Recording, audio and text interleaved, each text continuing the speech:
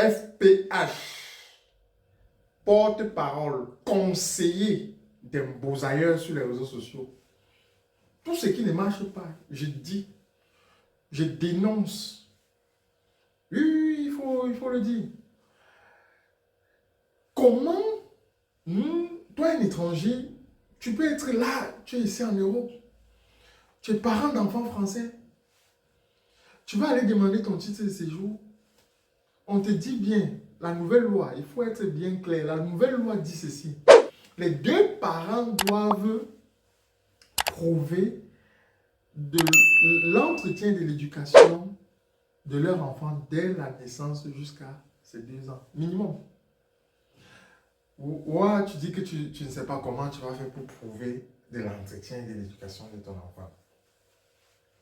Tu es parent d'enfants scolarisés ici. L'enfant a ta même nationalité. Tu veux demander la régularisation. Là aussi, on te demande encore de prouver de l'éducation et de l'entretien de ton enfant.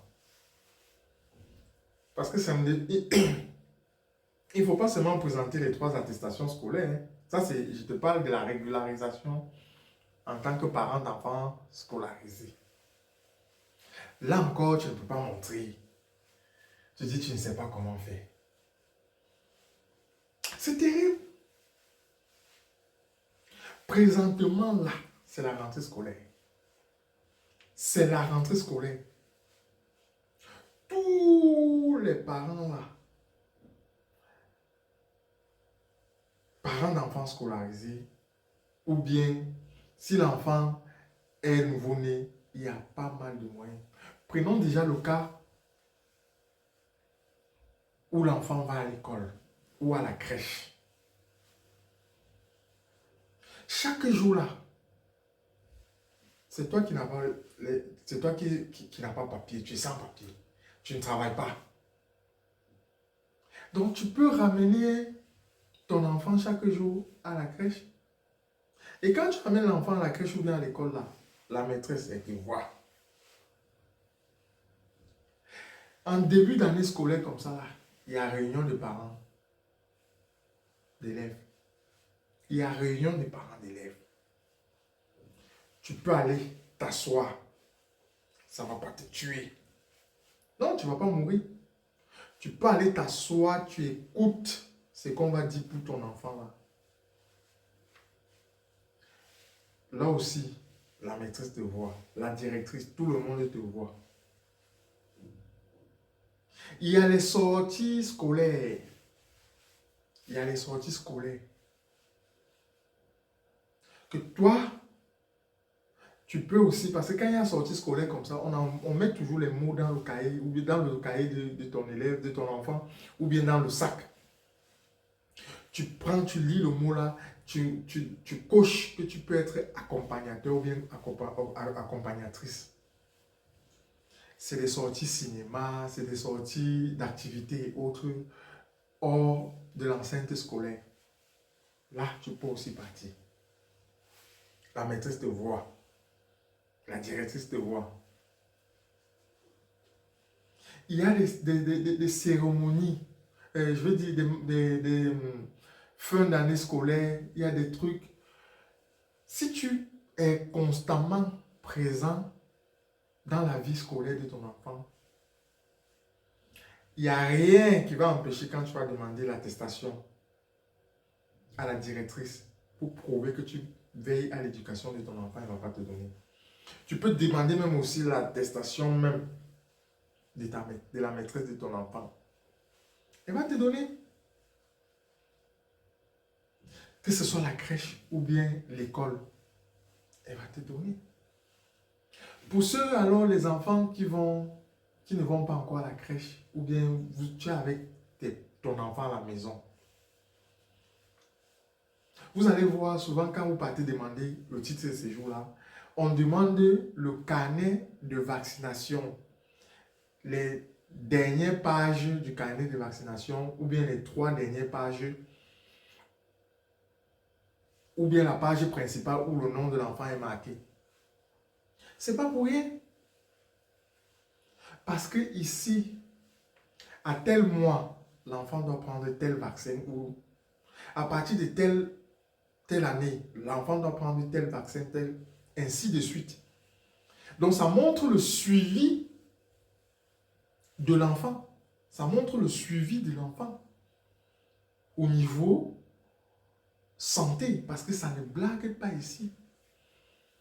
Même quand tu pars pour inscrire ton enfant, si l'enfant n'a pas les vaccins qu'il devrait avoir à la date et à l'année précise, on ne va pas t'accepter.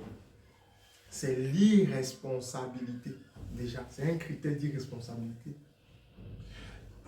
C'est un critère d'irresponsabilité, il faut le dire. Et fort. Il faut le dire fort. Voilà autant d'exemples. Si tu vis avec l'enfant, si c'est la maman, forcément, si tu manges, l'enfant mange. Si c'est toi le papa, tu ne vis pas avec l'enfant. De temps en temps, on sait, ils savent que tu n'as pas de papier, tu ne travailles pas. Si c'est 10 € là, que les amis t'ont dépanné là, tu peux mettre dans ton livret A. C'est la raison pour laquelle on dit qu'il faut créer livret A. Oui, quand tu es en situation irrégulière ici, tu peux avoir un compte bancaire. Pourquoi tu fais le virement? C'est pour avoir une traçabilité. Ça veut dire que demain, là, quand tu vas demander, tu vas imprimer ton relevé de compte. Ça va montrer que hier, le mois passé, tu as donné 10 € ou bien 20 €. Ce n'est pas le montant qui compte, mais c'est le geste. Parce que, on sait, tu n'as pas de papier. Tu fais comment pour gagner beaucoup d'argent? Parce que si tu donnes même beaucoup d'argent là, ça peut causer problème aussi. Déjà, tu as pris où? Si tu n'as pas des sources de revenus, comment tu vas donner à l'enfant chaque mois peut-être 300 € ou 400 €? Tu as pris où? Donc, il faut donner à sa juste valeur, à la hauteur de tes moyens. Tu ne travailles pas. Mais si tu es aussi en situation irrégulière et que tu travailles, il faut bien donner. Donc voilà autant de critères que tu peux faire valoir, de possibilités, pour montrer que tu es dans la vie de ton enfant. Le week-end là, prends l'enfant, tu l'amènes au parc. Il y a des parcs d'attractions ici où c'est payant. Le ticket là, tu payes le ticket, c'est la traçabilité. Tu peux mettre ça dans le dossier. Les anniversaires des enfants, toujours ici là, les parents invitent les amis de leurs enfants lors des anniversaires. Tu achètes un petit cadeau, tu portes ton enfant, tu amènes à l'anniversaire de ses camarades. Ça aussi, c'est important. Ça montre ton implication dans l'éducation et l'entretien de ton enfant. Voilà autant d'exemples. Pas t'asseoir sur WhatsApp comme tu me regardes là. Papa. Internet, TikTok. Mais quand il faut aller t'asseoir 1 heure ou bien 30 minutes pour ton enfant là, tu n'es pas là. Après, demain, tu vas aller pour demander titre de séjour, tu vas taper poteau, tu vas venir dire FPH. Qu'est-ce qui ne va pas? Et tout. Pourtant, tu es la cause de tes problèmes. Tu es la cause de tes problèmes. Voilà. En bon entendeur, salut.